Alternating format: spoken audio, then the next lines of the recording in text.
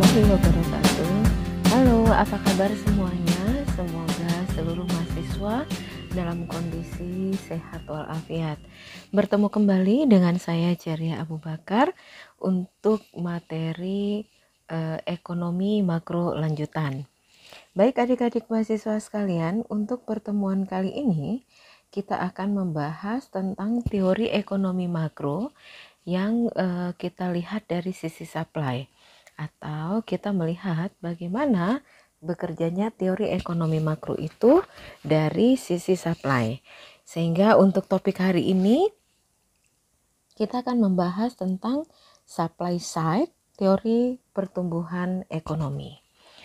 Baik adik-adik, kita tahu bahwa teori pertumbuhan ekonomi itu banyak sekali yang sudah pernah saudara pelajari baik di dalam mata kuliah ekonomi pembangunan maupun dalam mata kuliah lainnya. Nah, khusus dalam teori ekonomi makro, kita juga membahas tentang teori-teori pertumbuhan ekonomi. Mengapa? Karena memang sebenarnya ekonomi makro tersebut akan diaplikasikan atau digunakan untuk melihat bagaimana pertumbuhan ekonomi itu bekerja berdasarkan dengan variabel-variabel ekonomi yang ada. Nah, sejauh mana kita bisa menghitung besarnya pertumbuhan ekonomi tersebut? Sejauh mana keberhasilan pemerintah dalam menerapkan kebijakan baik dari sisi fiskal maupun moneter yang mampu mempengaruhi pertumbuhan ekonomi, maka semua itu dapat dianalisis atau dapat dilihat melalui model-model pertumbuhan ekonomi. Baik, untuk yang pertama kita akan melihat dulu tentang teori pertumbuhan ekonomi Solo. Nah, adik-adik mahasiswa, dalam teori pertumbuhan ekonomi Solo ini dikatakan bahwa pertumbuhan ekonomi adalah pertumbuhan output real suatu perekonomian sepanjang tahun, di mana pertumbuhan ekonomi diukur dengan peningkatan produk nasional bruto atau PNB real atau produk domestik bruto atau PDB sepanjang waktu atau peningkatan pendapatan per kapita sepanjang waktu. Ukuran yang terakhir tersebut menghubungkan peningkatan output total dengan perubahan jumlah penduduk. Bila output total hanya naik sedikit dibandingkan dengan kenaikan jumlah penduduk, maka hanya terjadi sedikit saja peningkatan standar hidup rata-rata dari masyarakat. Nah, pencapaian pertumbuhan ekonomi yang tinggi adalah salah satu dari 4 tujuan utama kebijakan makroekonomi. Pentingnya pertumbuhan ekonomi terletak pada sumbangannya terhadap kemakmuran masyarakat secara umum. Pertumbuhan sangat diinginkan karena akan memungkinkan masyarakat mengkonsumsi barang dan jasa menjadi lebih banyak dan juga menyumbang pada penyediaan barang-barang dan jasa-jasa sosial yang lebih besar, seperti misalnya kesehatan, pendidikan, dan sebagainya, sehingga meningkatkan standar kehidupan real. Namun demikian, pertumbuhan ekonomi yang cepat dapat juga mengakibatkan hampir habisnya sumber daya alam yang terbatas dan memperburuk masalah polusi lingkungan. Nah, kemampuan satu perekonomian untuk menghasilkan barang dan jasa yang lebih banyak sangat tergantung pada beberapa faktor berikut. Yang pertama, adanya faktor peningkatan persediaan dan mutu barang modalnya. Kemudian yang kedua adalah peningkatan persediaan dan mutu sumber daya tenaga kerja. Kemudian untuk yang ketiga adalah faktor peningkatan jumlah dan mutu sumber daya alam. Dan faktor yang keempat yaitu pemakaian faktor-faktor input secara efisien sehingga memaksimumkan sumbangannya terhadap perluasan output melalui peningkatan produktivitas. Dan yang kelima, pengembangan dan pengenalan teknik-teknik yang inovatif dan produk-produk baru, serta faktor yang terakhir adalah faktor yang keenam. Di sana dinyatakan bahwa tingkat permintaan agregat menjadi salah satu faktor yang mempengaruhi kemampuan suatu perekonomian untuk menghasilkan barang dan jasa. Nah, tingkat permintaan agregat yaitu tingkat permintaan yang harus tinggi supaya dapat menjamin penggunaan yang penuh dari kemampuan produksi yang meningkat dalam suatu perekonomian. Pemerintah harus dapat mendorong proses pertumbuhan dengan meningkatkan pengeluaran dalam perekonomian melalui pengaturan pajak dan dengan meningkatkan persediaan uang serta menurunkan tingkat bunga. Di samping itu, pemerintah juga dapat mempengaruhi sisi penawaran dalam perekonomian dengan mendorong inisiatif dunia usaha dan menyediakan sumber daya untuk memperbaiki produktivitas dan penelitian. Nah, pada bab ini atau pada materi ini kita akan membahas mengenai bagaimana pertumbuhan ekonomi dari sisi supply atau dari sisi produksi. Teori dasar dari pertumbuhan ekonomi adalah teori dari Robert Solow dan Trevor Swan. Nah, adik-adik, sekarang kita lihat karena memang dasar pembahasan kita dari teori pertumbuhan ekonomi ini berdasarkan dari teori Robert Solow dan Trevor Swan atau yang biasa kita kenal dengan Solow-Swan. Maka kita lihat dulu yang pertama yaitu pengantar dari model Solow. Nah, Robert Solow itu merupakan lulusan dari MIT dan Trevor Swan itu berasal dari Australia National University. Secara sendiri-sendiri mereka mengembangkan model pertumbuhan ekonomi yang sekarang sering disebut dengan nama model pertumbuhan neoklasik. Seperti halnya dengan model Harold Domar, model Solow-Swan memusatkan perhatiannya pada bagian pertumbuhan penduduk, akumulasi kapital, kemajuan teknologi, dan output saling berinteraksi dalam proses pertumbuhan ekonomi. Walaupun dalam kerangka umum dari model Solow-Swan mirip dengan model Harold Domar, tetapi model Solow-Swan lebih luas. Mengapa? Karena model Solow-Swan ini dianggap lebih luas karena yang pertama, model ini mampu menghindari masalahnya, yaitu ketidakstabilan yang merupakan ciri dari warranted rate of growth dalam model Harold Domar. Kemudian yang kedua, model Solow-Swan ini dianggap lebih luas juga karena bisa lebih luas digunakan untuk menjelaskan masalah-masalah distribusi pendapatan. Keluasan ini terutama disebabkan oleh karena Solow dan Swan menggunakan bentuk fungsi produksi yang lebih mudah dimanipulasikan secara aljabar. Sedangkan dalam model Harold Domar, output dan kapital dan output dan tenaga kerja masing-masing dihubungkan oleh hanya satu fungsi produksi saja dengan koefisien yang tidak bisa berubah, yaitu Ki-P sama dengan HK dan Ki-N sama dengan N kecil dikali dengan N besar. Ini disebut dengan asumsi constant return to scale, ya. Dalam model neoklasik dari Solow dan Swan dipergunakan suatu fungsi produksi yang ternyata bersifat lebih umum, di mana fungsi produksi ini bisa menampung berbagai kemungkinan substitusi antara capital, dalam hal ini dilambangkan dengan K besar, dan tenaga kerja yang dilambangkan dengan L besar, di mana bentuk fungsi produksi dari Solow dan Swan ini dapat kita lihat sebagai berikut. Bentuk fungsi produksi dari Solow dan Swan ini adalah Q sama dengan fungsi dari K, L. Dan untuk seterusnya kita sebut ini sebagai fungsi persamaan pertama. Nah, yang memungkinkan di mana fungsi ini memungkinkan terjadinya berbagai kombinasi dari penggunaan Q dan L untuk mendapatkan suatu tingkat output.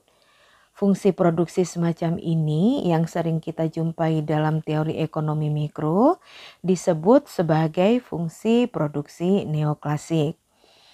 Dalam menggunakan fungsi semacam inilah Solow dan Swan bisa menghindari masalah ketidakstabilan dan mengambil kesimpulan-kesimpulan baru mengenai distribusi pendapatan dalam proses pertumbuhan, seperti halnya yang diungkapkan oleh para kaum pemikir ekonomi klasik.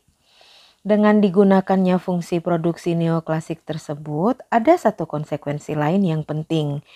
Konsekuensi ini adalah bahwa seluruh faktor yang tersedia, baik berupa K maupun berupa L, akan selalu terpakai atau tergunakan secara penuh dalam proses produksi. Hal ini disebabkan karena dengan fungsi produksi neoklasik tersebut, berapapun nilai K dan L yang tersedia akan bisa dikombinasikan untuk proses produksi, sehingga tidak ada lagi kemungkinan kelebihan dan kekurangan faktor produksi seperti dalam model misalnya Harrod-Domar atau dalam model Lewis. Posisi full employment ini membedakan model neoklasik dengan model lainnya. Nah, dalam posisi full employment yang membedakan model neoklasik dengan adanya model Keynesian dalam bentuk Harrod dan Domar maupun model klasik, jadi jelas bahwa penggunaan fungsi produksi neoklasik sehingga selalu jelas terdapat istilah full employment yang merupakan ciri utama yang membedakan model ini dengan model-model pertumbuhan lain. Baik, selanjutnya kita lihat bagaimana proses pertumbuhan ekonomi. Adik-adik mahasiswa, ada 4 hal yang melandasi model neoklasik dari proses pertumbuhan ekonomi. Yang pertama yaitu tenaga kerja atau produk yang kita lambangkan dengan L. Tenaga kerja atau L tumbuh dengan laju tertentu, misalnya dengan diinisiasi atau disimbolkan dengan P per tahun. Kemudian yang kedua, adanya fungsi produksi yaitu Q sama dengan fungsi dari K dan L yang berlaku bagi setiap produksi. Dan yang C, adanya kecenderungan menabung atau propensity to save oleh masyarakat yang dinyatakan sebagai proporsi atau S tertentu dari output yaitu Q0. Tabungan masyarakat S sama dengan SQ, bila Q naik maka S juga naik. Diulangi, tabungan masyarakat dalam hal ini adalah S sama dengan S dikali dengan Q. Hal ini menunjukkan bila Q naik maka S juga akan naik. Atau bila Q naik maka S juga naik dan akan turun bila Q juga ikut turun. Nah, yang D, semua tabungan masyarakat diinvestasikan, di mana S sama dengan I sama dengan delta K. Dalam model neoklasik tidak lagi dipermasalahkan mengenai keseimbangan S dan I. Dengan kata lain, permasalahan yang menyangkut warranted rate of growth tidak lagi relevan. Proses pertumbuhan dalam model neoklasik selalu memenuhi syarat warranted rate of growth karena S dianggap selalu sama dengan I.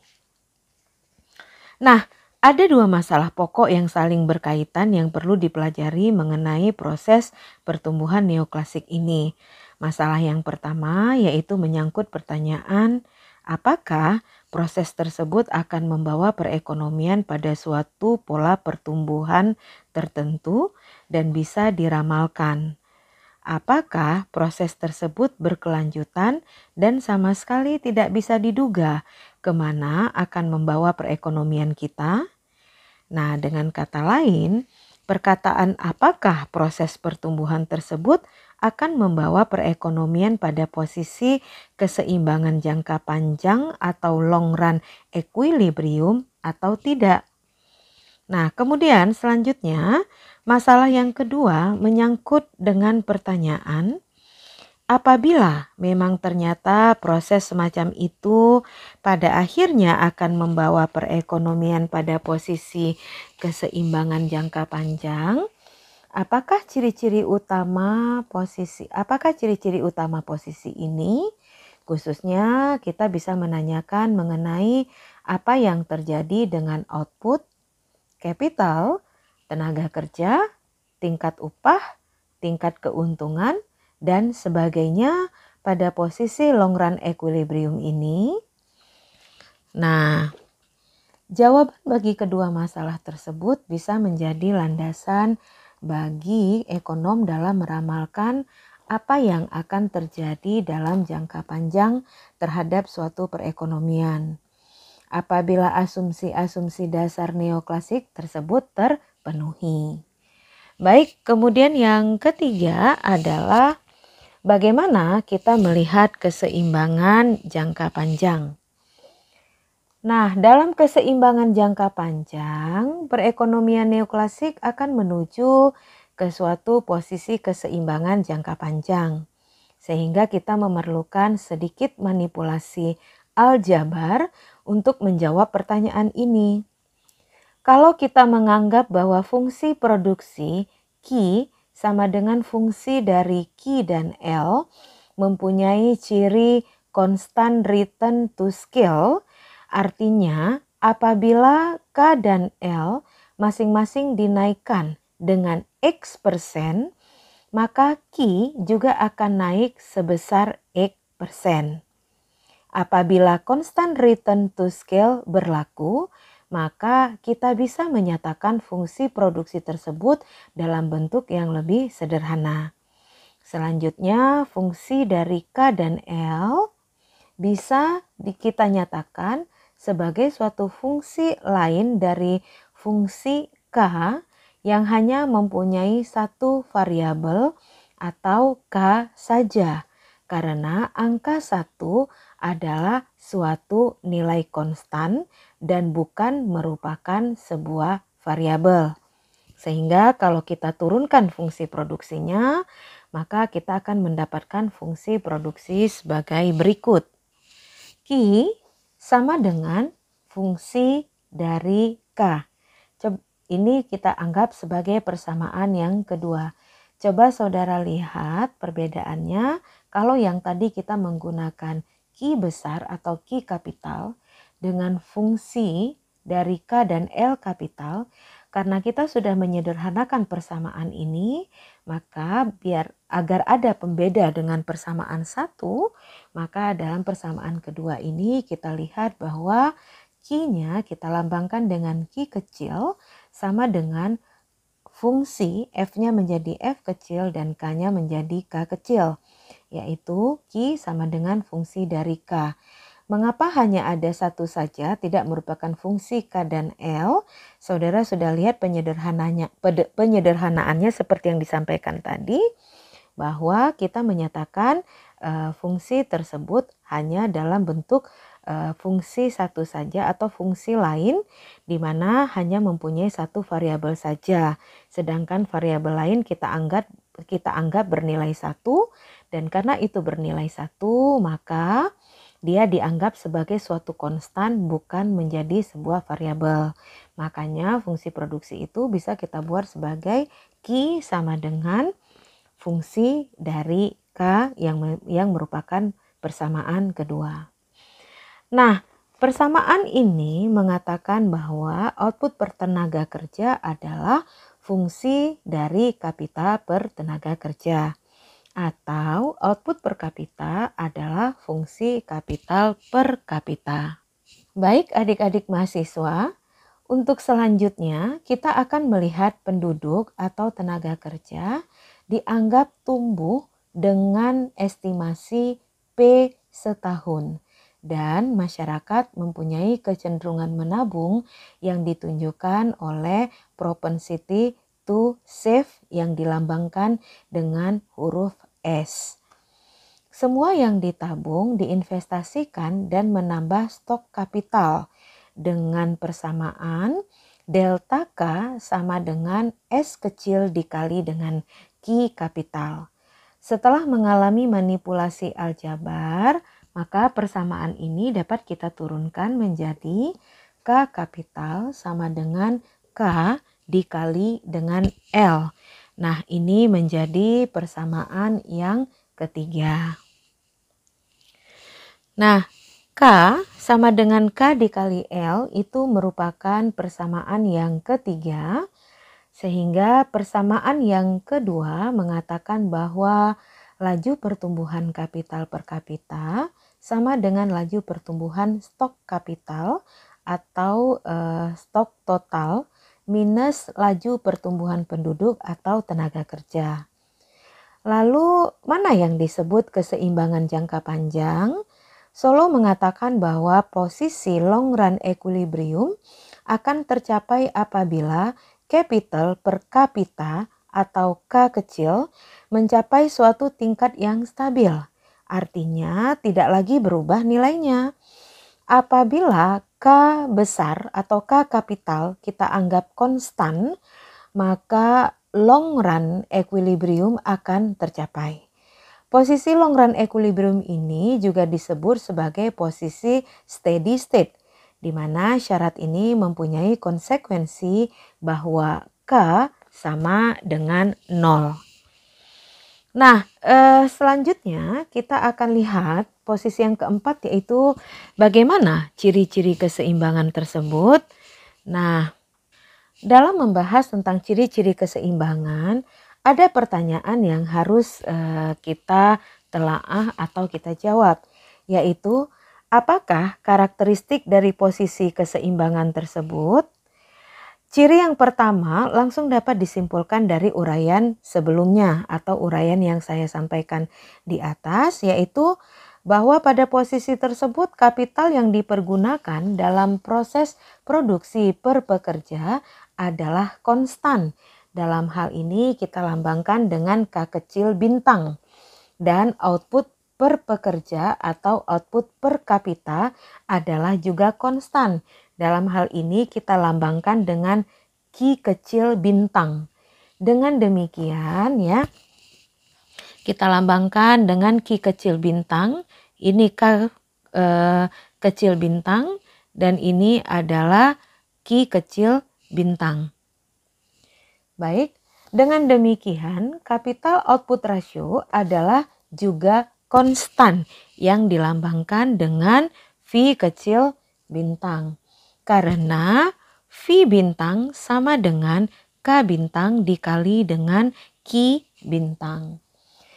Nah, kemudian selanjutnya ciri yang kedua adalah mengenai laju pertumbuhan output, kapital dan tenaga kerja. Pada posisi long run equilibrium, laju pertumbuhan output bisa disimpulkan dari ciri bahwa output per kapita adalah konstan dan penduduk tumbuh dengan satuan P. Jadi singkatnya ya. Jadi singkatnya pada posisi ini baik Q, K, dan L tumbuh dengan laju yang sama. Dalam model neoklasik, pertumbuhan Q dan K menyesuaikan diri dengan pertumbuhan penduduk. Dan pertumbuhan penduduklah yang menentukan laju pertumbuhan ekonomi. Semakin cepat pertumbuhan penduduk tumbuh, maka semakin cepat pula pertumbuhan ekonomi. Ini adalah suatu kesimpulan yang bertolak belakang dengan kesimpulan model klasik maupun model Keynesian tentang dalam hal ini yang disampaikan oleh Harrod dan Domar. Kemudian ciri yang ketiga ya. Ciri yang ketiga adalah mengenai stabilitas dari posisi keseimbangan tersebut. di mana posisi keseimbangan dari model Solow-Swan bersifat stabil. Dalam arti bahwa apabila kebetulan perekonomian tersebut tidak pada posisi keseimbangan, maka akan ada kekuatan-kekuatan yang cenderung membawa kembali perekonomian tersebut pada posisi keseimbangan jangka panjangnya. Dan ciri yang keempat yaitu menyangkut tingkat konsumsi dan tingkat tabungan investasi. Dan yang terakhir kita bisa melihat ciri yang kelima, yaitu ciri yang kelima berkaitan dengan imbalan yang diterima oleh masing-masing faktor produksi. Dalam hal ini K dan L. Lalu di sana ada aspek distribusi pendapatan. Karena ada dua macam faktor produksi, maka GDP atau kita anggap dalam hal ini adalah Q akan berbagi habis antara pemilik kapital dan pemilik faktor produksi tenaga kerja. Dalam hal ini adalah buruh. Sehingga persamaannya dapat kita buat Q sama dengan RK ditambah dengan WL. Di mana ya kita lihat R di mana R kecil ini adalah tingkat keuntungan yang diterima. R adalah tingkat keuntungan yang diterima per unit K, ya, atau per unit kapital. Dan W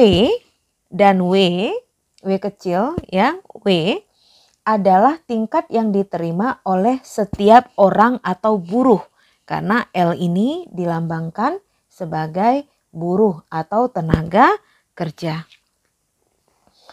Kita bisa simpulkan bahwa pada posisi keseimbangan jangka panjang, baik R maupun W harus konstan, yaitu setiap unit kapital menerima imbalan berupa keuntungan tertentu dari R, dan R itu dilambangkan dengan R bintang. Nanti ketika kita melihat pada posisi jangka panjang, ya, pada posisi keseimbangan jangka panjang baik R maupun W harus konstan, ya, sehingga setiap unit kapital menerima imbalan dalam berupa keuntungan tertentu, ya, yang kita lambangkan selanjutnya dengan R bintang, ya, dengan R bintang. Oke. Dan setiap pekerja menerima upah tertentu. Upah tertentu yang akan diterima pekerja itu disebut dengan W bintang. Dan kedua imbalan ini tidak berubah dalam proses pertumbuhan selanjutnya. Nah, selanjutnya bagaimanakah dengan bagian share antara para pemilik kapital dengan para pemilik tenaga kerja atau buruh di dalam GDP negara tersebut? Nah, apabila pada posisi keseimbangan Q, L, dan K, ya, pada posisi keseimbangan, ya, posisi keseimbangan itu adalah E, ya, di mana Q besar, ya, kemudian ada L, ada K, tumbuh dengan laju yang sama, dan R dan W adalah konstan. R dan W menjadi konstan. Maka jelas bahwa para pemilik kapital dan kelompok buruh masing-masing akan menerima bagian dari GDP dalam persentase yang tetap, yaitu persentase yang tetapnya yaitu R, ya, R, K, ya, per Q, ya, RK per Q. Saya ulangi, maka ya maka jelas bahwa para pemilik kapital dan kelompok buruh masing-masing akan menerima bagian dari GDP dalam persentase yang tetap, yaitu RK per Q akan tetap dan WL per Q juga akan tetap. W, ya, L per Q juga menjadi tetap, ya. Jadi ini nanti R per K-nya ini diturunkan kemari, R per K-nya tetap dan W per L-nya, WL per Q-nya juga akan tetap, ya. Dalam proses pertumbuhan perekonomian selanjutnya, ya. Jadi baik RK per Q akan tetap dan WL per Q juga akan tetap kalau kita melihat dalam proses pertumbuhan perekonomian selanjutnya. Nah, menurut teori ekonomi mikro, imbalan yang diterima oleh suatu faktor produksi pada posisi equilibrium akan sama dengan marginal produknya. Jadi, imbalan bagi faktor produksi kapital pada posisi equilibrium akan sama dengan MPK. Akan sama dengan MPK. Nah, kemudian selanjutnya ciri yang keenam berkaitan dengan pertumbuhan produktivitas dapat dipengaruhi oleh kemajuan teknologi yang diukur dalam satuan efisiensinya. Misalnya, apabila jumlah tenaga kerja sebelum adanya kemajuan teknologi adalah 100 dan kemudian ada kemajuan teknologi yang meningkatkan produktivitas per tenaga kerja dengan 50%-nya, maka jumlah tenaga kerja efektif setelah adanya kemajuan teknologi adalah 150. Meskipun jumlah manusianya tetap 100, tetapi kemampuan produksinya meningkat menjadi 150. Kenapa demikian? Ingat tadi kita memiliki tenaga kerja sebanyak 100 kita memiliki tenaga kerja sebelum ada teknologi ada 100, kemudian dengan adanya kemajuan teknologi meningkatkan produktivitas per tenaga kerja sebesar 50%, sehingga kita bisa mendapatkan tenaga kerja efektif sebesar 150.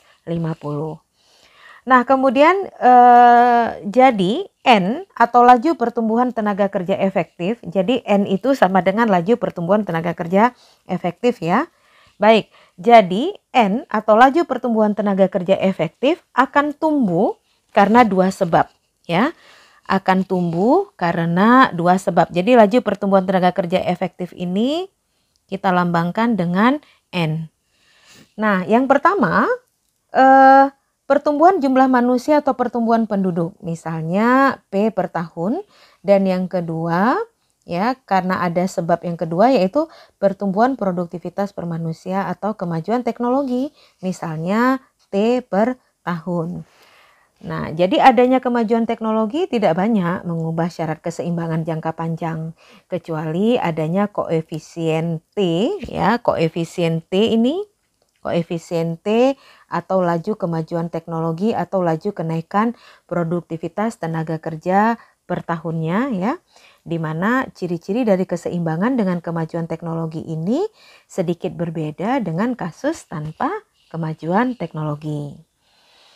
Perbedaan yang bisa kita buat antara jumlah penduduk atau L dan jumlah tenaga kerja efektif yang kita lambangkan dengan N pada posisi keseimbangan, kapital per tenaga kerja efektif adalah konstan. Ya, kapital tenaga kerja efektif adalah konstan yang dilambangkan dengan K. Oh maaf, K-nya K kecil ya, dilambangkan dengan K kecil dengan 2 bintang ya. Dan output per tenaga kerja efektif adalah juga konstan yang dilambangkan dengan Q 2 bintang. Kenapa dibuat persamaannya begini dan dibedakan dengan bintang-bintang? Karena memang sebetulnya ini masih dalam topik yang sama atau masih dalam variabel yang sama. Hanya saja membedakan kalau dia 2 bintang berarti itu kita membahas dalam kondisi keseimbangan dengan melihat efektivitas dari kedua variabel ini ya. Oke, tetapi kita juga perlu memperhatikan bahwa kapital per kapita atau kapital per manusia akan meningkat dengan laju T per tahun. Hal ini disebabkan karena laju pertumbuhan N ya, karena laju pertumbuhan N ini tadi N ya. Di mana? Ya, di sini ya kita tulis ya. N sama dengan P ditambah dengan T ya. Jadi karena laju pertumbuhan N adalah P ditambah T, tetapi L tumbuh hanya dengan laju P, maka K per L tumbuh dengan laju T. Logika yang sama juga berlaku bagi Q per L. Nah, sehingga dari apa yang sudah saya uraikan ini semua ya, kita bisa lihat yaitu secara ringkas apa yang saya sebut dengan laju pertumbuhan efektif, kemudian bagaimana logika yang berlaku untuk Q per L dan K per L. Secara ringkas dalam posisi keseimbangan dengan kemajuan teknologi, kita bisa uraikan dalam sisi aljabar. Dalam sisi aljabar ini adalah sebuah penyederhanaan model agar kita bisa memahami maknanya. Nah, dari apa yang sudah diuraikan tadi secara ringkas, posisi keseimbangan dengan kemajuan teknologi dapat kita tuliskan sebagai berikut. Q sama dengan K sama dengan N sama dengan P ditambah dengan T. Dan ini merupakan persamaan keempat. Dan L sama dengan P dan ini menjadi persamaan yang kelima. Di mana Q per L itu akan tumbuh dengan laju T, K per L akan tumbuh dengan laju T. Ya, nah maka ya Q dan L tumbuh dengan laju T. Maka makna ekonomis dari kesimpulan-kesimpulan yang 6 tadi ya adalah bahwa posisi keseimbangan jangka panjang output GDP dan demikian pula dengan stok kapital atau K bisa tumbuh lebih cepat dari pertumbuhan penduduk. Hal ini sangat tergantung pada ada tidaknya kemajuan teknologi atau T-nya itu positif atau tidak. Teknologi merupakan kunci dari perbaikan GDP per kapita. Ingat ya, teknologi merupakan kunci dari perbaikan GDP per kapita. Saya ulangi, teknologi merupakan kunci dari perbaikan GDP per kapita. Dari segi tingkat keuntungan dan tingkat upah, terdapat pula perbedaan dengan kasus tanpa kemajuan teknologi. Kita ingat bahwa GDP akan terbagi habis antara kapital dan tenaga kerja, sehingga itu akan dipenuhi oleh persamaan ya Q sama dengan RK ditambah dengan WN. Apabila Q, K, dan N tumbuh dengan laju yang sama yaitu P ditambah T, maka R dan W haruslah konstan. Tingkat keuntungan per unit kapital atau R kecil adalah konstan dan tingkat upah per unit tenaga kerja efektif atau W adalah konstan ya. Jadi kita bisa buat ya apabila ya apabila Q kemudian K dan N tumbuh dengan laju yang sama, yaitu P ditambah dengan T,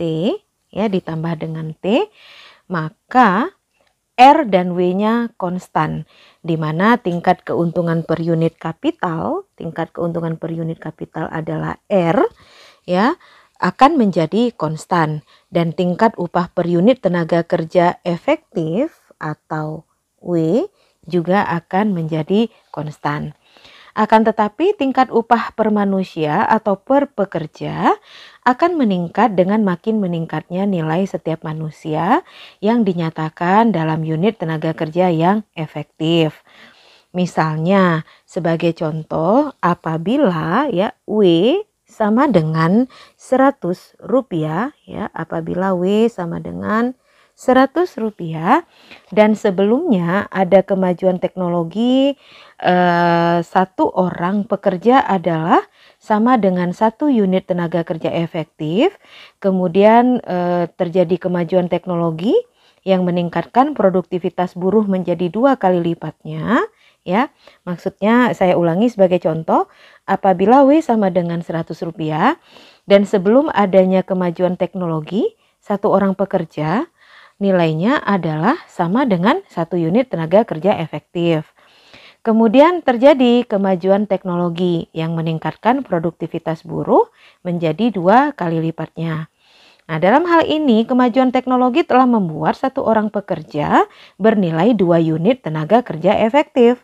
Mengapa? Karena setiap unit tenaga kerja efektif digaji dengan nilai 100 rupiah, maka ketika sudah ada teknologi dan produktivitasnya meningkat menjadi 2 kali lipat, maka sekarang seorang pekerja akan menerima gaji sebesar 2 dikali W. Kenapa? Karena W-nya kalau kita anggap ini W sebelum ada teknologi, ini adalah W setelah ada teknologi, ya. Jadi salah, kita ulang ya.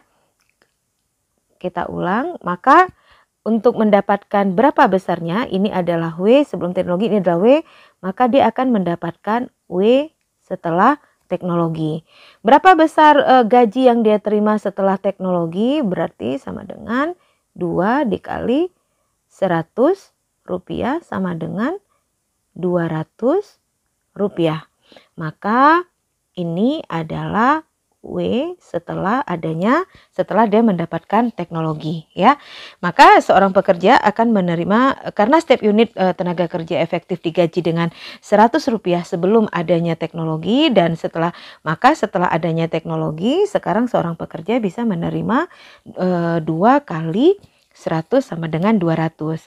Mengapa demikian? Karena adanya kemajuan teknologi itu meningkatkan produktivitas buruh menjadi 2 kali lipatnya. Nah, maka dalam hal ini kemajuan teknologi telah membuat satu orang pekerja bernilai 2 unit tenaga kerja efektif. Itu karena adanya teknologi, ya. Baik. Perhatikan di sini adanya kemungkinan perbaikan hidup para pekerja dengan adanya kemajuan teknologi.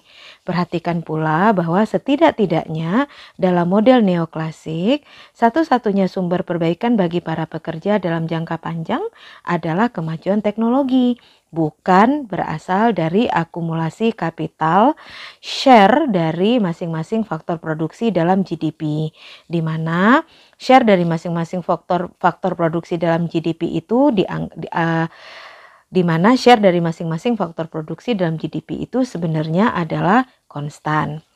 Nah, hal ini jelas terlihat ya. Hal ini jelas terlihat apabila kita mengingat persamaan Q sama dengan RK ditambah dengan WN, ya. Nah, bahwa Q, K dan N, saya ulangi bahwa Q, K, dan N, ya, tumbuh dengan laju yang sama, dan R dan W, ya, adalah konstan. Sehingga share dari faktor produksi kapital dalam GDP yaitu R per Q, ya. Maka kalau ini kita ubah, maka kalau kita sama-sama bagi dia ke sini, maka ini RK per Q dan ini menjadi WN per Q, ya. Nah, sehingga share dari faktor produksi kapital dalam GDP yaitu RK per Q, kemudian RK per Q ini dianggap konstan.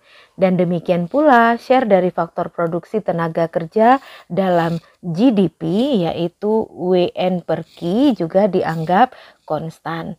Berarti ini ketika kita lihat share-nya di dalam GDP, ya, di dalam GDP. Nah, teori ini menjelaskan bagaimana pertumbuhan dalam persediaan modal, pertumbuhan dalam angkatan kerja, dan kemajuan teknologi berinteraksi dalam perekonomian, dan bagaimana pengaruhnya terhadap output total barang dan jasa di suatu negara. Hal ini dikemukakan oleh Menkyu pada tahun 2000, ya. Nah, teori ini dijelaskan oleh Menkyu untuk menunjukkan bagaimana persediaan modal, pertumbuhan angkatan kerja, kemajuan teknologi, berinteraksi dalam perekonomian sehingga mampu mempengaruhi output total barang dan jasa di suatu negara.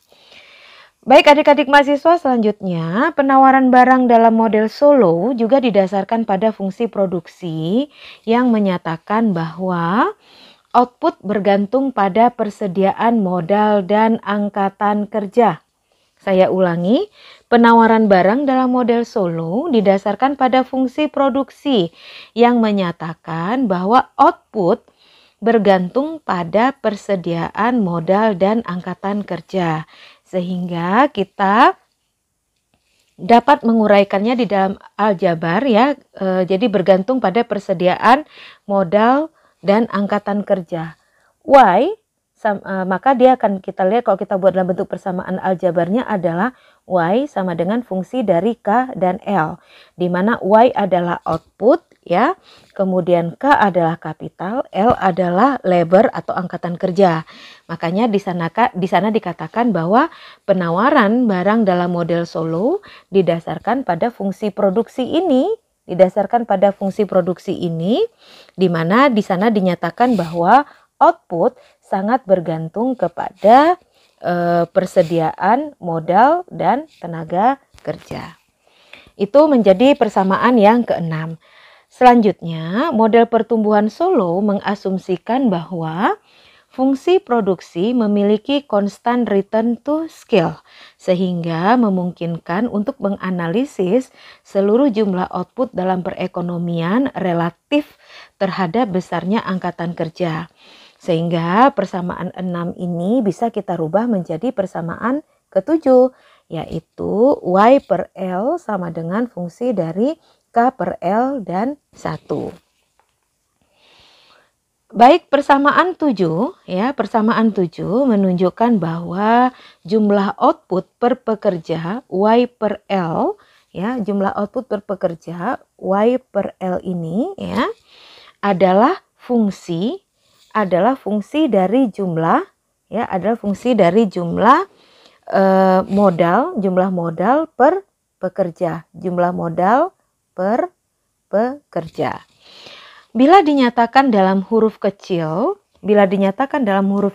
maka ya, kalau kita nyatakan dalam huruf kecil maka Y sama dengan ya Y per L ya adalah output per pekerja, dan K kecil sama dengan K besar per L. Ya, kalau ini adalah output per pekerja, maka ini adalah modal ya, ini adalah modal per pekerja. Ya. Oke, kita ulangi. Persamaan 7 itu menunjukkan bahwa jumlah output per pekerja Y per L adalah fungsi dari jumlah modal per pekerja K per L. Kalau misalnya dinyatakan dalam huruf kecil, maka Y sama dengan Y per L adalah output per pekerja, dan K sama dengan K per L adalah modal per pekerja. Maka fungsi produksi ini dapat kita tulis sebagai berikut. Y sama dengan fungsi dari K, yang menjadi persamaan ke-8. Untuk permintaan terhadap barang dan jasa dalam model Solow itu berasal dari konsumsi dan investasi. Dengan kata lain, output per pekerja Y ya, output pekerja Y ini dibagi di antara untuk konsumsi per pekerja atau C dan investasi per pekerja yang dilambangkan dengan I. Jadi ini dibagi dengan konsumsi per pekerja, dilambangkan dengan C kecil. Ini adalah konsumsi per pekerja ya. Kemudian ada I sama dengan investasi ya, investasi per pekerja. Nah, ya, jadi permintaan terhadap barang dan jasa dalam model Solow berasal dari konsumsi dan investasi. Dengan kata lain, output per pekerja Y atau Y kecil dibagi antara untuk konsumsi per pekerja atau C dan investasi per pekerja atau I, sehingga kita dapat menulis persamaan tersebut Y sama dengan C plus I. Itu menjadi persamaan ke-9. Sehingga model Solow juga mengasumsikan bahwa setiap tahun orang akan menabung sebagian tabungannya yang dilambangkan dengan S ya, S kecil ya. S sama dengan tabungan. S sama dengan tabungan, ya. Nah, dari pendapatan mereka dan mengkonsumsi sebagian dari tabungan tersebut. Karena dia mengkonsumsi sebagian dari tabungan, maka kita buat 1 dikurang dengan S. Sehingga fungsi konsumsinya menjadi C sama dengan 1 dikurang S dikali dengan Y. Saya ulangi ya. Model Solo juga mengasumsikan bahwa setiap tahun orang akan menabung sebagian tabungannya dalam bentuk S dari pendapatan mereka dan mengkonsumsi pendapatan mereka itu sebagian dari yang ditabung. Karena yang dikonsumsikan sebagian maka 1 dikurang dengan S. Sehingga fungsi konsumsinya bisa menjadi C sama dengan 1 dikurang S dikali dengan Y. Dan ini merupakan persamaan ke-10. Di mana kita tahu bahwa S ini ya, di mana kita tahu bahwa S ini S merupakan tingkat tabungan di mana S adalah angka antara 0 dan 1. Ingat, S adalah angka antara 0 dan 1 ya. Antara 0 dan 1. Nah, dengan mengganti 1 dengan S, ya. Kalau dengan mengganti 1, kalau ini dari persamaan ini kita ganti 1 dengan S, maka untuk C persamaan pendapatan nasional akan berubah menjadi ya, kalau kita ganti ini ya, kan C konsumsi sama dengan 1 dikurang S dikali dengan Y. Karena nilai S ini sendiri antara 0 dan 1, kalau seandainya kita mengganti angka 1 ini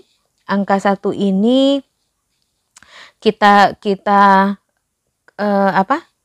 kalau kita mengganti 1 dikurang S dan kali Y ini, maka untuk C akan kita dapat persamaan atau pendapatan nasionalnya menjadi ya, kalau kita ganti maka dia akan didapat persamaan sebagai berikut.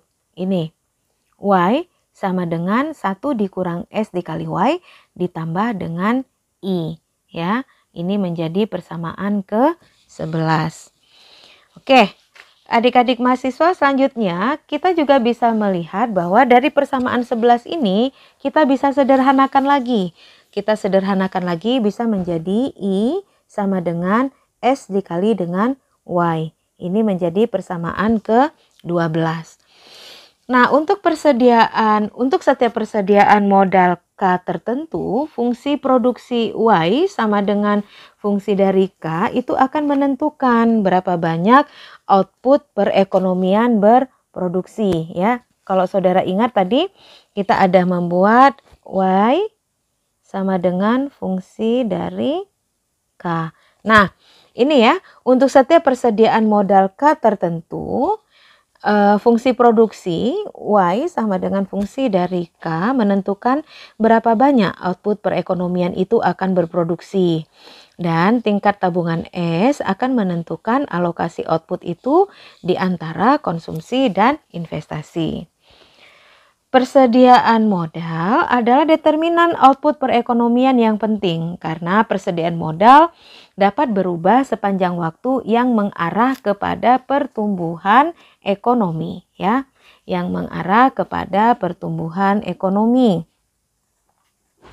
Oke, kemudian selanjutnya investasi mengacu pada pengeluaran atas pabrik dan peralatan baru yang menyebabkan persediaan modal justru cenderung akan naik atau persediaan modal menjadi naik. Penyusutan atau depresiasi itu mengacu pada penggunaan modal yang dapat menyebabkan persediaan modal menurun. Sebagaimana dengan persamaan 7 tadi, investasi per pekerja atau I kecil sama dengan SY, maka dengan mengganti fungsi produksi untuk Y, maka investasi per pekerja dapat kita tulis sebagai fungsi dari persediaan modal per pekerja, yaitu I sama dengan S dikali F fungsi dari K. Itu dianggap sebagai persamaan ke-13. Kemudian dampak investasi dan penyusutan pada persediaan modal itu ditunjukkan dalam persamaan ke-14. Nih ya, yaitu delta K sama dengan I dikurang dari delta K. Ini delta K kecil ya, dikurang dari delta K.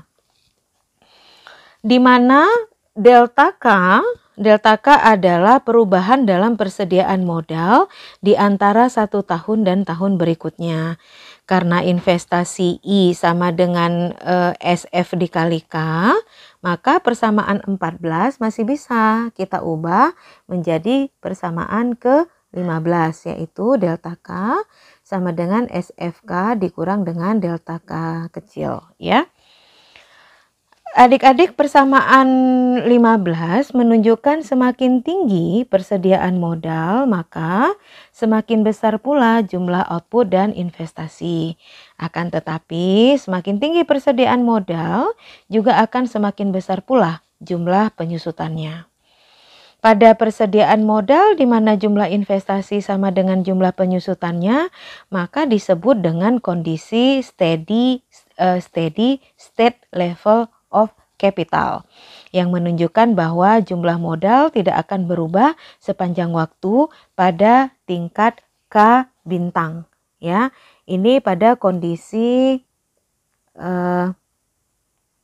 steady ya, steady state level ya, steady state level of capital, steady level of kapital ya, kapital di mana menunjukkan bahwa jumlah modal tidak akan berubah sepanjang waktu pada tingkat K bintang. K bintang sama dengan ya K bintang dalam kurung delta K sama dengan 0. Delta K sama dengan 0 ya, delta K kecil ini ya, delta K sama dengan 0. Nah, tingkat persediaan modal di bawah K bintang, investasi melebihi penyusutan sehingga persediaan modal tumbuh, sedangkan pada tingkat di atas K bintang, investasi kurang dari penyusutan sehingga persediaan modal mengecil. Saya ulangi. Tingkat persediaan modal di bawah K bintang, investasi akan melebihi penyusutan, sehingga persediaan modal pun akan tumbuh. Sedangkan pada tingkat di atas K bintang, investasi kurang dari penyusutan, sehingga persediaan modal pun akan mengecil. Steady state menunjukkan keseimbangan perekonomian jangka panjang. Untuk menjelaskan pertumbuhan ekonomi berkelanjutan, maka model Solow itu diperluas agar mencakup 2 sumber pertumbuhan ekonomi lain, yaitu pertumbuhan populasi dan kemajuan teknologi. Populasi dan angkatan kerja tumbuh pada tingkat konstan atau N dengan K sama dengan K per L atau K kecil sama dengan K per L ya. K sama dengan K kecil ya. K kecil, atau biar bisa dibedakan saya akan buatkannya seperti ini. K sama dengan K per L ya.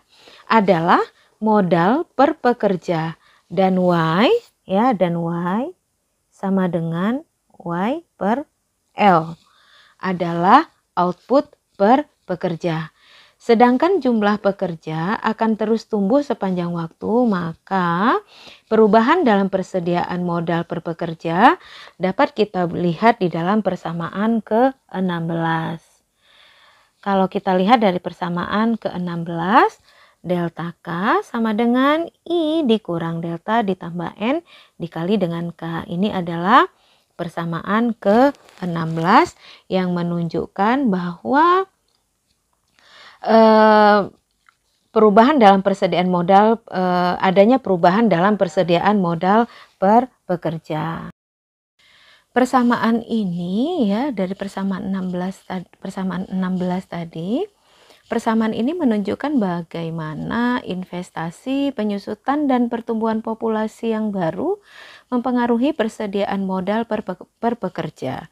Investasi peningkatan K, sedangkan penyusutan dan pertumbuhan populasi justru mengurangi K ya.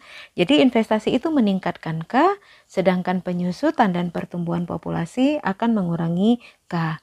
Kemudian dengan mengganti I dengan SF dikali K, maka persamaan 16 dapat berubah menjadi, ya, dengan kita buat ya, dengan mengganti, kalau kita gantikan I ini, I kita ganti dengan, ya, I itu diganti dengan SFK, ya, SFK, maka persamaan 16 itu akan berubah menjadi ini. Delta K, ya, akan berubah menjadi delta K SFK dikurang dengan delta K tambah N dikali K. Dan dia akan berubah menjadi persamaan 17. Seperti penyusutan, pertumbuhan populasi adalah salah satu penyebab persediaan modal per pekerja itu berkurang. Pertumbuhan dalam jumlah pekerja akan menyebabkan modal per pekerja menurun. Nah, dalam model Solow, teknologi itu merupakan variabel eksogen. Dalam hal ini, fungsi produksi dapat ditulis menjadi Y sama dengan fungsi dari K, L, dikali dengan E. Nah, ini menjadi persamaan baru, yaitu persamaan 18. Baik, dalam persamaan 18 ini kita lihat di mana E adalah efisiensi tenaga kerja yang mencerminkan pengetahuan masyarakat tentang metode-metode produksi seperti ketika teknologi mengalami kemajuan. Maka efisiensi tenaga kerja akan meningkat, ya. L dikali dengan E itu adalah digunakan untuk mengukur jumlah para pekerja efektif, ya. Jadi L dikali dengan E ini digunakan untuk mengukur, ya, untuk mengukur jumlah para pekerja efektif, ya, untuk mengukur jumlah para pekerja efektif, ya, dari persamaan 18 tadi, ya. Oke. Untuk mengukur para pekerja efektif. Asumsi yang paling sederhana tentang kemajuan teknologi adalah kemajuan teknologi menyebabkan efisiensi tenaga kerja tumbuh pada tingkat konstan G, ya. Jadi di sana asumsi yang paling sederhana untuk teknologi adalah kemajuan teknologi dianggap tumbuh, ya, kemudian menyebabkan efisiensi tenaga kerja pun akan ikut tumbuh pada tingkat konstan, ya, tingkat konstan sebesar G, ya, tingkat konstan ya, di sini aja, pada tingkat konstan sebesar G kecil, ya. Bentuk kemajuan teknologi disebut pengoptimalan tenaga kerja dan G disebut sebagai tingkat kemajuan teknologi yang mengoptimalkan tenaga kerja.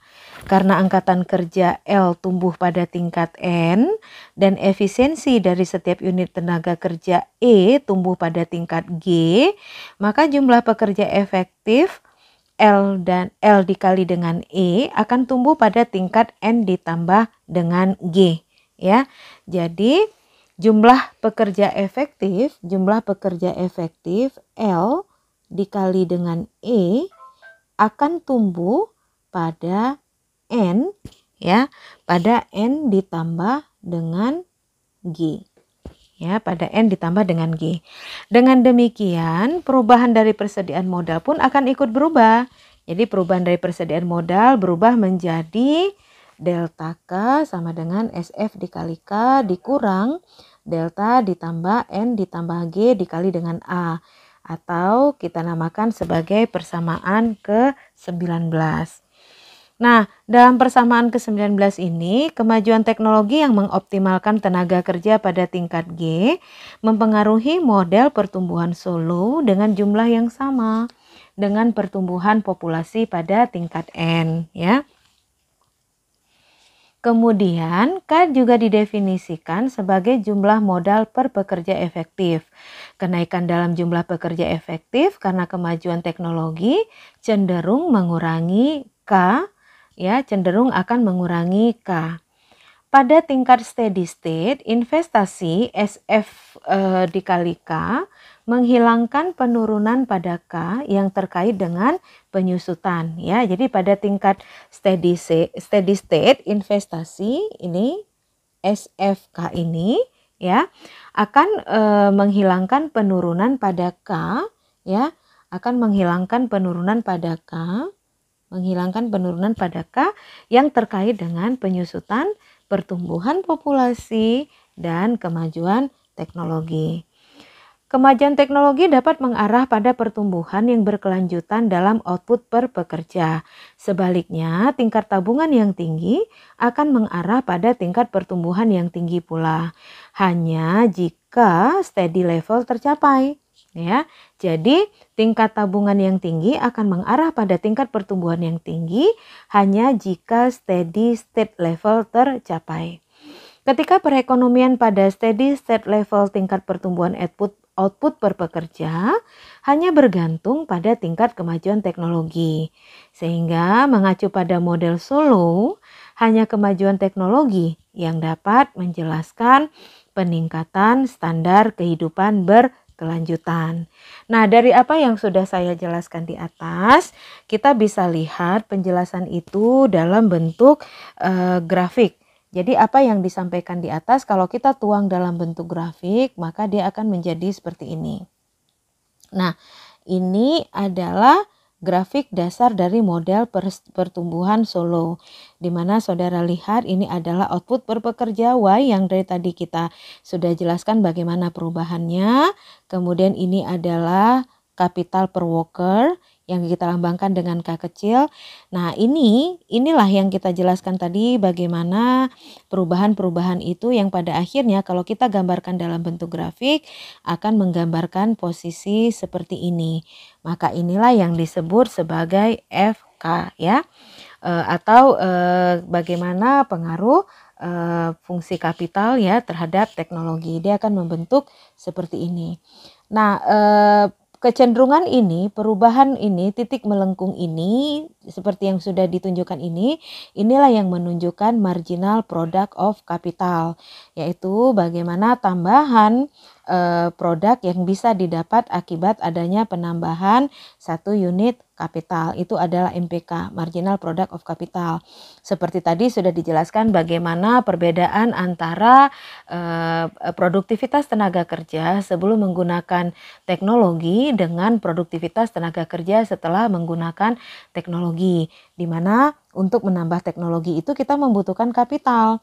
Artinya ketika tenaga kerja diberikan teknologi, maka produktivitas tenaga kerja dalam menghasilkan output meningkat 2 kali lipat. Nah, itulah yang disebut dengan MPK, marginal product of capital, di mana tambahan 1 unit kapital akan membuat adanya penambahan 1 unit output ya.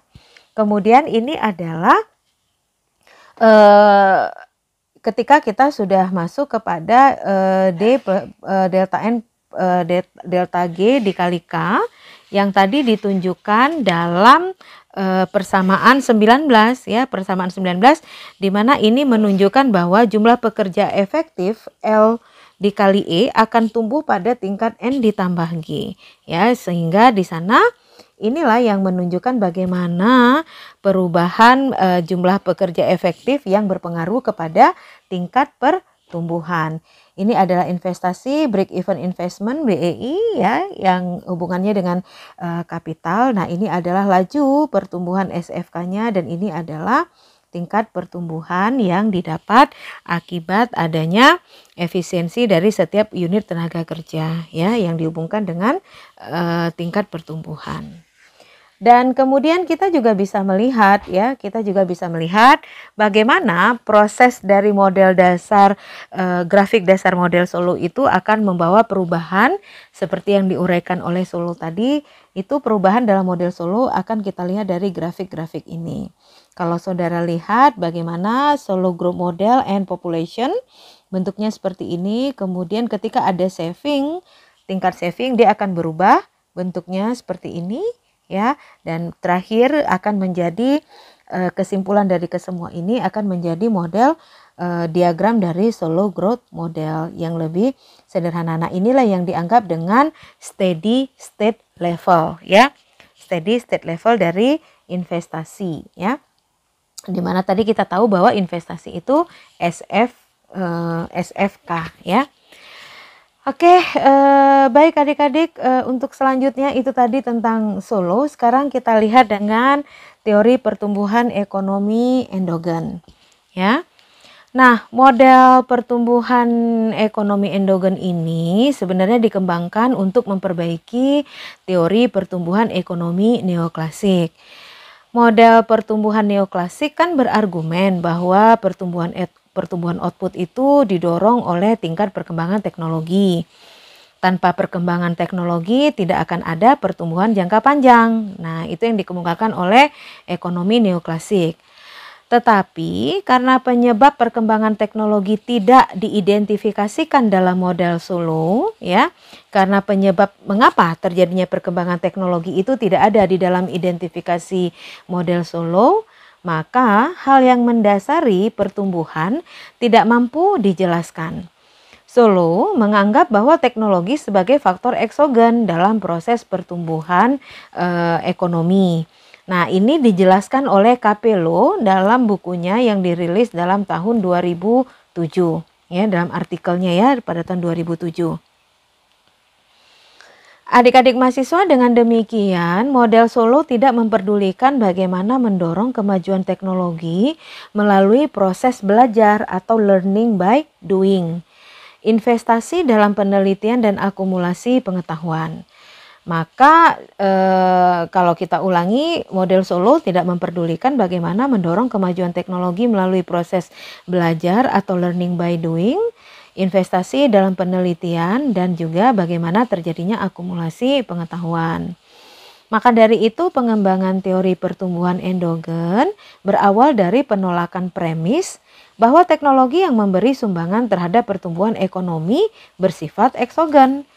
Teori pertumbuhan endogen pada awalnya berkembang dalam dua cabang pemikiran yang bertumpu pada pentingnya sumber daya manusia sebagai kunci utama dalam perekonomian. Pemikiran yang percaya bahwa knowledge stock adalah sumber utama bagi peningkatan produktivitas ekonomi. Pemikiran yang menekankan pada pentingnya learning by doing dan human capital dengan introduksi hal-hal baru yang bersifat eksternal dalam perekonomian merupakan faktor pendorong bagi peningkatan produktivitas perekonomian ya. Sehingga pemikiran yang pertama yang diangkat dan dikembangkan oleh Romer pada tahun 1986 mengembangkan bagaimana teori Romer itu mampu menempatkan stok pengetahuan sebagai salah satu faktor produksi yang semakin meningkat sehingga tingkat pertumbuhan dapat terus ditingkatkan sesuai dengan kemampuan masing-masing negara untuk meningkatkan dan menciptakan stok pengetahuan. Oleh karena itu, negara maju dengan kemampuan menciptakan pengetahuan yang lebih cepat dibandingkan dengan negara miskin akan mengalami pertumbuhan ekonomi yang lebih cepat dibandingkan dengan negara miskin. Hal ini sekaligus menolak teori konvergensi dari neoklasik. Dalam model Romer, pertumbuhan jangka panjang sangat ditentukan oleh akumulasi pengetahuan para pelaku ekonomi. Dengan demikian, variabel model dalam pertumbuhan agregat neoklasik sekarang ini sudah mampu memperhitungkan adanya unsur akumulasi pengetahuan. Nah, yang terpenting apa? Ada 3 elemen utama dalam model Romer, yaitu yang pertama adanya unsur eksternalitas, di mana unsur eksternalitas ini dianggap sebagai akibat dari adanya kemajuan ilmu pengetahuan. Yang kedua, adanya peningkatan skala hasil yang semakin meningkat yang menyebabkan peningkatan spesialisasi dalam pembagian kerja. Dan yang terakhir atau yang ketiga, semakin pendeknya waktu pemanfaatan ilmu pengetahuan karena pesatnya perkembangan di sektor riset. Sehingga secara umum model Romer itu dapat dirumuskan sebagai berikut, di mana YI adalah output produksi perusahaan I. Ya, di mana YI adalah output produksi perusahaan I, ya.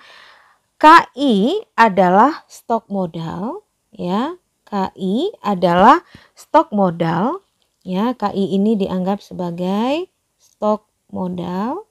Kemudian di sana ada LI. LI sama dengan LI adalah tenaga kerja dan K adalah stok pengetahuan. Jadi kalau tadi pada Solo K, ya, kalau pada Solo K sama dengan pertumbuhan dari kapital. Nah, pada teori Romer, ya, pada teori Romer tentang pertumbuhan ekonomi endogen, maka K dianggap sebagai stok dari pengetahuan atau teknologi agregat atau technical knowledge agregat. Jadi K ini dianggap sebagai stok dari pengetahuan atau technical knowledge, ya, atau technical knowledge secara agregat, ya. Jadi K adalah stok pengetahuan atau teknologi technical knowledge agregat. Kemudian K juga diasumsikan mempunyai efek menyebar yang positif terhadap produksi setiap perusahaan. Nah, itu rumus secara umum dari model Romer, ya, dari 3 elemen yang sudah disampaikan oleh Romer. Nah, kemudian selanjutnya pemikiran kedua yaitu disebut dengan teori learning. Itu dikemukakan oleh Lucas pada tahun 1988 melalui model akumulasi human capital. Teori learning memasukkan unsur eksternalitas yang terkandung dalam peningkatan kapital pada proses produksi.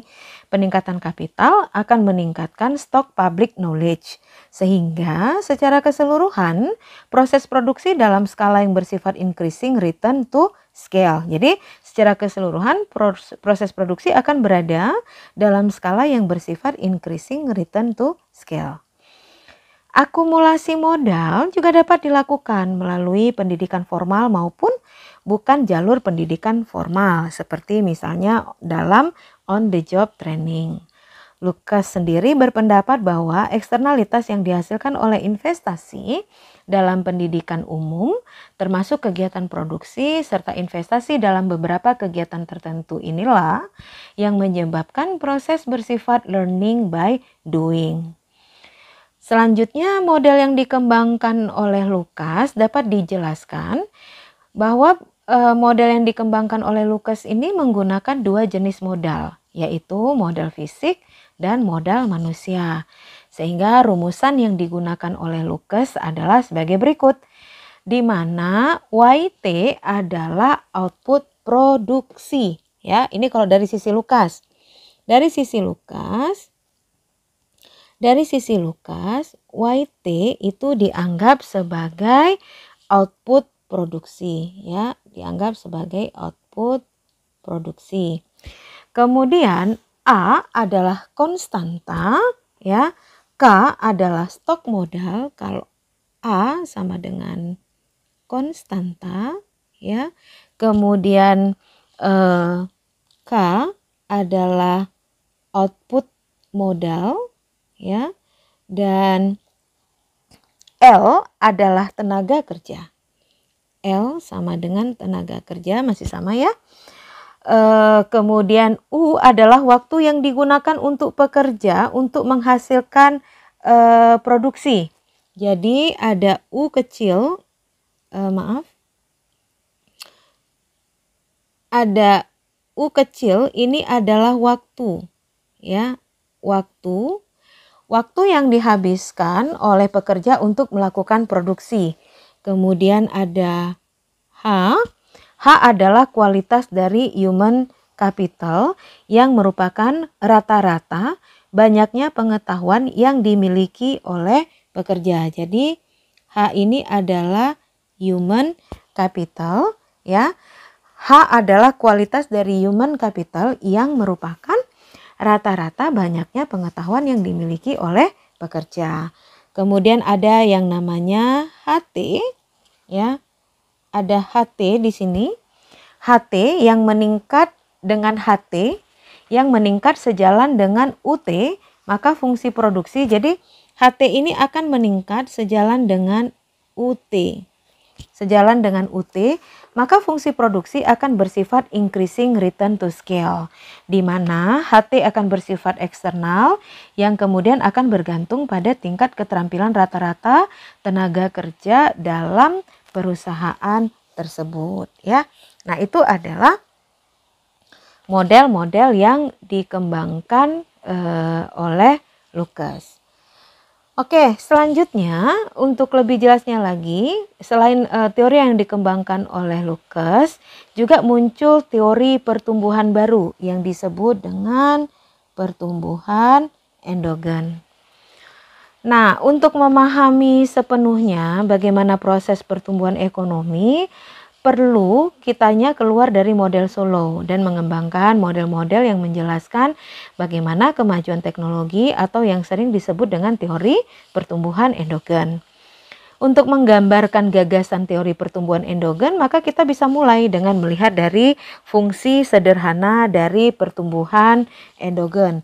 Fungsi sederhana itu Y sama dengan A dikali dengan K. Itu menjadi persamaan 20.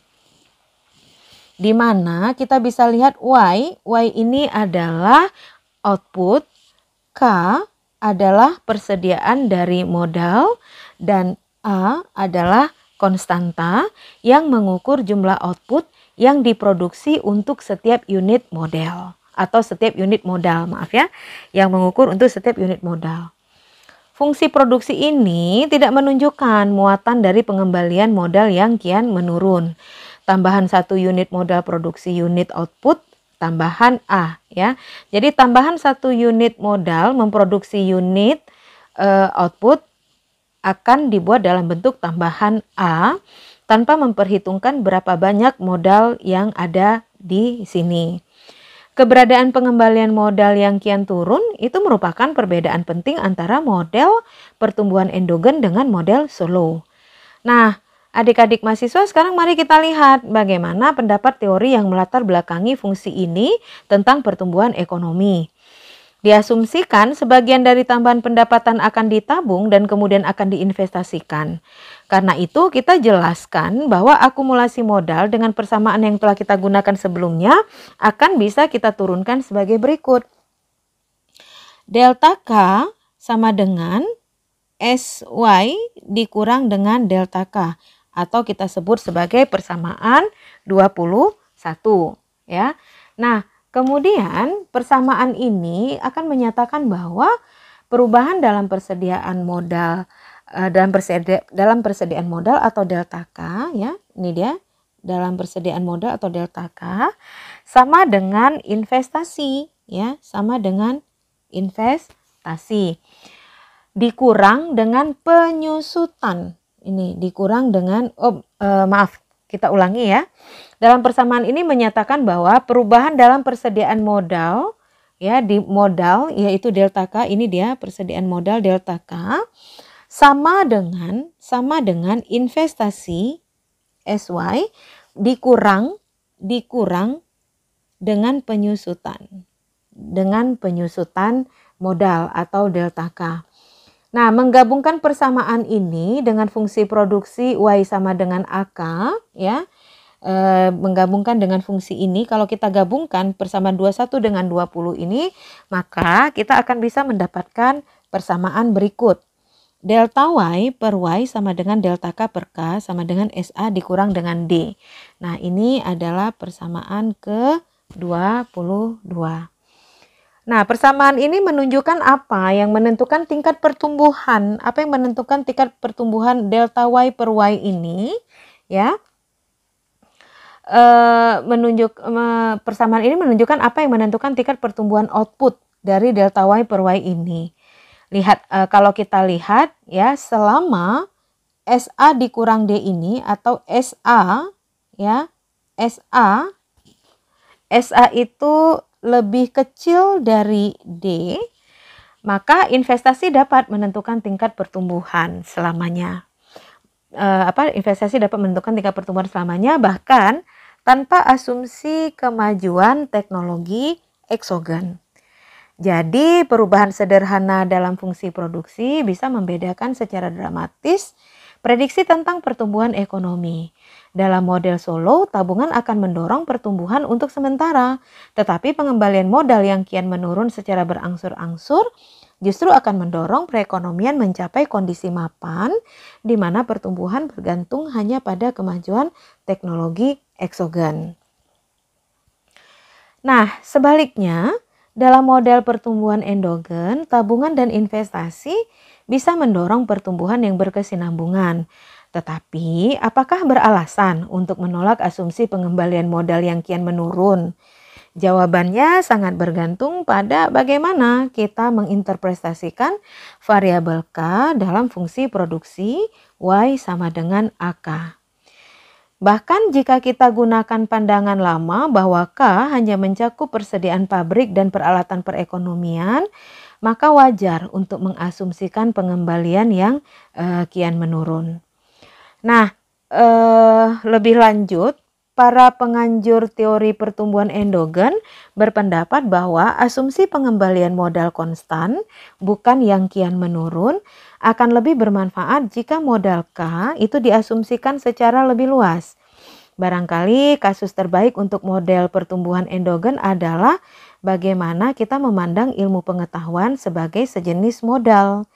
Jelasnya, ilmu pengetahuan adalah input penting ke dalam produksi perekonomian, baik produksi barang dan jasa maupun produksi ilmu pengetahuan barunya.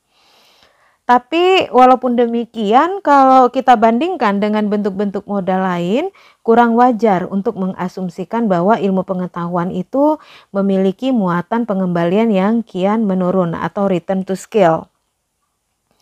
Tentu saja, inovasi sains dan teknologi yang terus meningkat membuat sebagian ekonomi atau ekonom berpendapat bahwa ada pengembalian ilmu yang meningkat.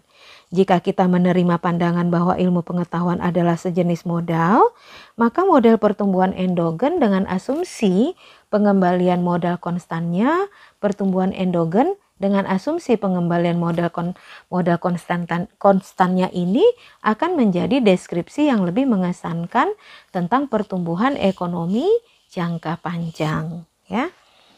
Nah, selanjutnya kita bisa lihat bahwa perbedaan utama antara model pertumbuhan endogen yang merupakan teori pertumbuhan baru dengan model neoklasik adalah bagaimana mengasumsikan bahwa investasi pemerintah dan swasta dalam human capital menghasilkan penghematan eksternal dan peningkatan produktivitas yang menolak kecenderungan diminishing return. Salah satu masalah paling serius dengan teori neoklasik adalah kegagalannya dalam menangkap dinamika perubahan geografis pada tingkat global. Kemudian kita juga akan melihat tentang endogenous growth theory. Nah, di dalam negara berkembang seperti Indonesia, tentunya kita membutuhkan pertumbuhan ekonomi untuk menjadikan negara ini maju. Nah, berikut ini akan dijelaskan tentang teori pertumbuhan baru, yaitu pertumbuhan endogen. Kita lihat yang pertama, yaitu tumbuhnya model pertumbuhan baru. Pertumbuhan ekonomi baru itu akan pertumbuhan ekonomi baru melihat ketimpangan pendapatan antar negara. Selain itu, dia juga menjelaskan berbagai faktor yang menentukan besar kecilnya tingkat pertumbuhan GDP. Itu yang pertama.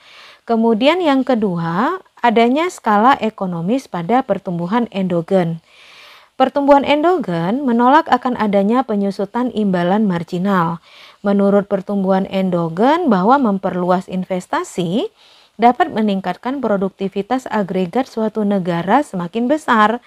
Jadi pada pertumbuhan endogen lebih menawarkan hasil dan keuntungan dari perluasan investasi. Pertumbuhan endogen juga akan selalu memperhatikan faktor eksternal dan penentuan tingkat hasil investasi permodalan.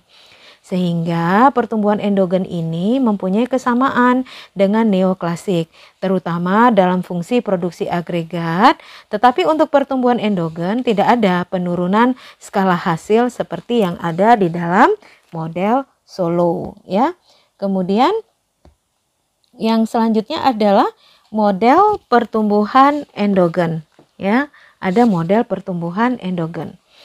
Untuk menggambarkan gagasan teori pertumbuhan endogen, kita mulai dengan fungsi produksi sederhana ya, yaitu Y sama dengan A dikali K, di mana Y adalah output dan K adalah persediaan modal ya.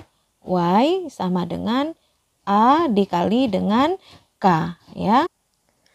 Nah, dalam Y sama dengan A dikali K ini, di mana Y adalah output dan K adalah persediaan modal. Dan A adalah konstanta yang mengukur jumlah output yang diproduksi untuk setiap unit modal. Nah, fungsi produksi ini tidak menunjukkan muatan dari pengembalian modal yang kian menurun. Satu unit modal tambahan memproduksi unit output tambahan A, tanpa memperhitungkan berapa banyak modal yang ada di sini. Keberadaan pengembalian modal yang kian turun itu merupakan perbedaan penting antara model pertumbuhan endogen dan model Solow. Kemudian selanjutnya kita lihat adalah model pertumbuhan endogen yang dilihat dari fungsi produksi. Kalau kita mengasumsikan sebagian pendapatan ditabung dan diinvestasikan, maka itu akan menjelaskan bagaimana akumulasi modal dengan persamaan yang telah kita gunakan sebelumnya, yaitu delta K sama dengan SY SY dikurang dengan delta K. Persamaan ini menyatakan bahwa perubahan dalam persediaan modal atau delta K ini, perubahan di dalam delta K sama dengan investasi dikurang dengan penyusutan delta K. Nah, untuk bisa membedakan delta K ini mungkin bisa kita rubah menjadi delta K ya. Biar ada berubah. Jadi deltanya kita buat delta kecil biar ada perubahan dengan ini. Nah, jadi dari persamaan ini menyatakan bahwa perubahan dalam persediaan modal delta K sama dengan investasi SY dikurang dengan penyusutan delta K dengan delta K kecil dengan K besar. Atau ini ya. Ini dia ya. Nah, ini sama dengan ini. Nah, menggabungkan persamaan ini dengan fungsi produksi Y sama dengan A dikali K, maka kita akan dapatkan kita akan mendapatkan delta Y per Y sama dengan delta K per K sama dengan SA dikurang dengan delta atau dikurang dengan penyusutan. Nah, persamaan ini menunjukkan apa yang menentukan tingkat pertumbuhan output dari delta Y per Y. Apa yang menentukan pertumbuhan output atau delta Y per Y. Jadi apa yang menentukan pertumbuhan output dari delta Y per Y. Nah, coba dilihat selama SA dikurang dengan selama SA dan penyusutan ini dia berada dalam posisi SA lebih besar daripada penyusutan, maka pendapatan perekonomian akan menentukan tingkat pertumbuhan selamanya, bahkan tanpa asumsi kemajuan teknologi eksogen Itu untuk yang keempat. Sekarang kita lihat yang kelima. Ada perbedaan model pertumbuhan endogen dengan model Solow. Nah, dalam model Solow, tabungan akan mendorong pertumbuhan untuk sementara, tetapi pengembalian modal yang kian menurun secara berangsur-angsur mendorong perekonomian mencapai kondisi mapan, di mana pertumbuhan bergantung hanya pada kemajuan teknologi eksogen.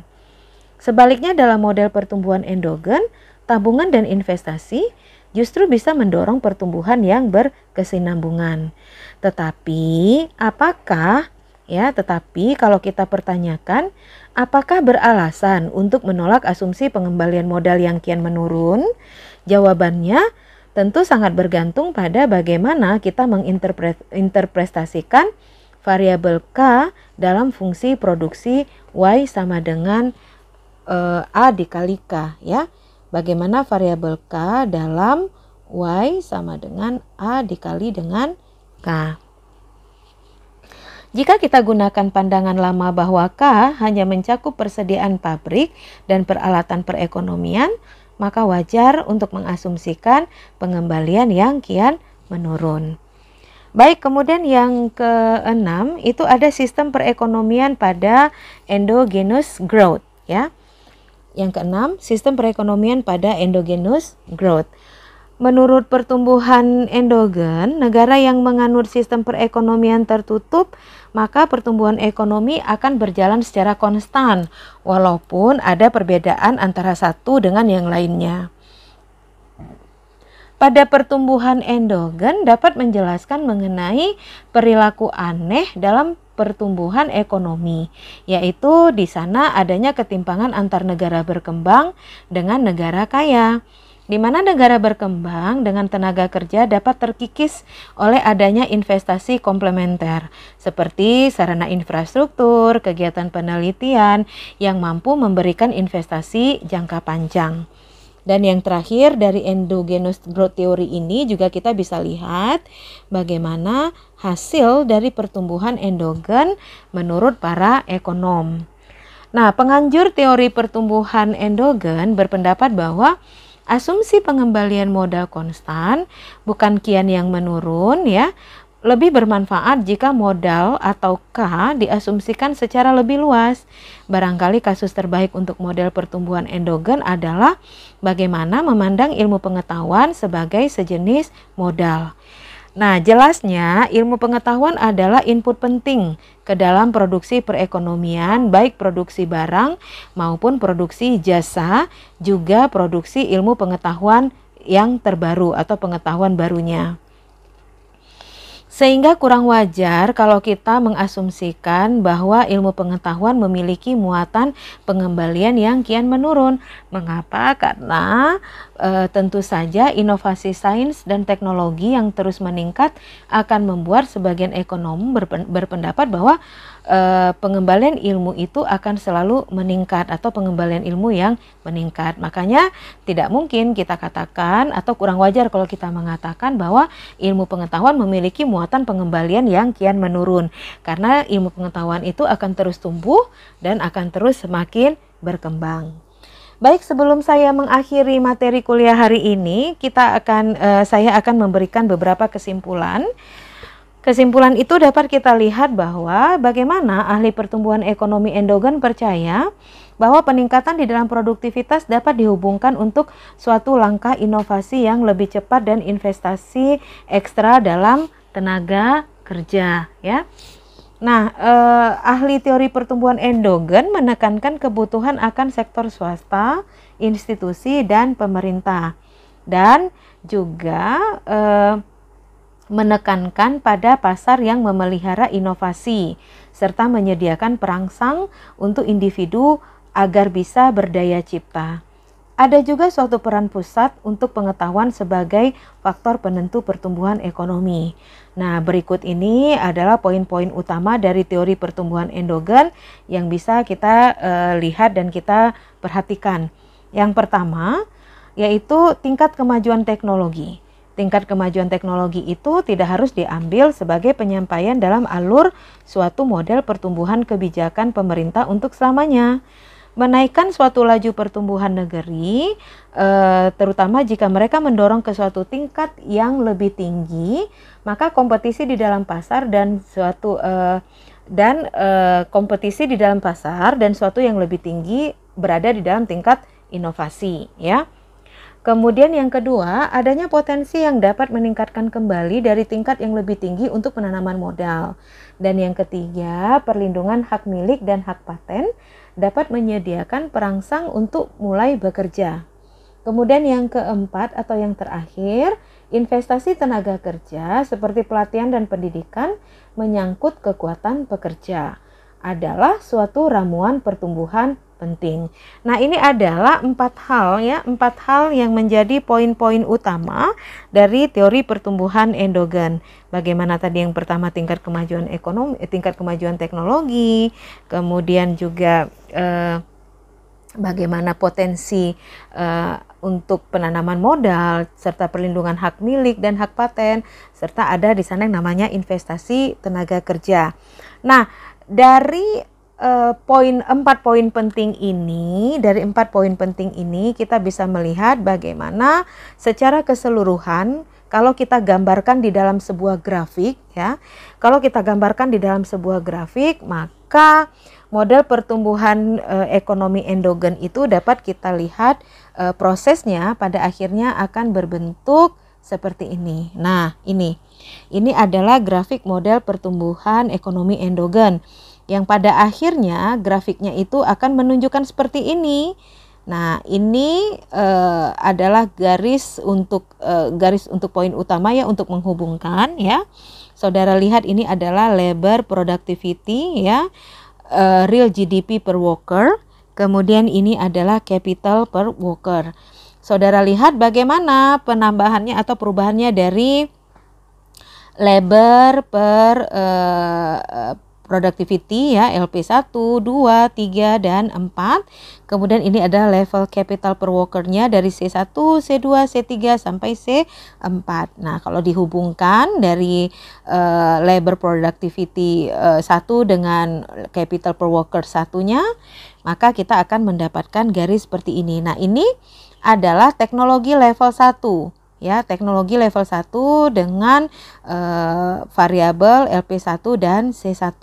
Kemudian dia akan terus meningkat karena ada ilmu pengetahuan dan teknologi ya yang memungkinkan terjadinya inovasi, sehingga di sini menunjukkan peningkatan teknologi pada level kedua. Kemudian ada peningkatan teknologi pada level ketiga, dan kemudian yang terakhir ada peningkatan teknologi pada level keempat. Nah, inilah yang menunjukkan bahwa tidak mungkin ya, tidak wajar rasanya untuk mengasumsikan bahwa ilmu pengetahuan itu memiliki muatan pengembalian yang kian menurun. Gak mungkin dia kian menurun, yang jelas dia akan terus mengalami peningkatan ya. Yang jelas karena adanya inovasi sains dan teknologi yang terus-menerus, maka itu akan membuat ilmu pengetahuan itu, pengembalian ilmu pengetahuan itu akan semakin meningkat. Nah, itu tergambar jelas ya dari grafik model pertumbuhan ekonomi endogen ya. Baik adik-adik, demikian untuk materi kita hari ini ya, yang membahas tentang pertumbuhan ekonomi ya, yang membahas tentang supply side, yaitu teori pertumbuhan ekonomi bagian pertama. Nanti kita punya supply side untuk teori pertumbuhan ekonomi bagian kedua. Nah, apa yang saya sampaikan itu semua menunjukkan bagaimana peranan dari variabel-variabel di dalam ekonomi makro mampu menggambarkan atau mampu membantu kita untuk menganalisis bagaimana pergerakan kegiatan ekonomi dan mampu menunjukkan bagaimana proses pertumbuhan ekonomi itu berjalan. Nah, semua proses itu membutuhkan perubahan, dan semua perubahan itu membutuhkan logika, di mana logika itu membutuhkan membutuhkan sebuah pemikiran penting. Nah, pemikiran penting ini akan membuat kita menjadi lebih baik dan terus menjadi lebih baik kalau kita mampu memanfaatkan ilmu pengetahuan. Sehingga di dalam model pertumbuhan ekonomi ini disampaikan bagaimana pentingnya peranan ilmu pengetahuan di dalam meningkatkan pertumbuhan ekonomi, di mana ilmu pengetahuan itu pada akhirnya harus berasal dari capital worker atau harus berasal dari human capital atau investasi terhadap manusia. Nah, manusia yang mampu memberikan investasi bagi dirinya, atau manusia-manusia yang bersedia menerima human capital atau bersedia untuk terus-menerus belajar, ya, akan mengubah hidupnya itu menjadi lebih baik, ya, akan mengubah manusia itu menjadi lebih baik, sehingga dikatakan manusia yang bermanfaat atau manusia yang baik, manusia yang akan mendapatkan kehidupan yang lebih baik adalah manusia-manusia yang memiliki ilmu pengetahuan. Nah, selain memiliki ilmu pengetahuan, manusia tersebut harus juga memiliki motivasi untuk terus berkembang dan melangkah lebih maju. Sehingga ada cara untuk kita bisa memotivasi diri, yaitu bagaimana kita bisa melihat ilmu pengetahuan sebagai sesuatu hal yang memberikan perubahan dan perkembangan positif untuk kita.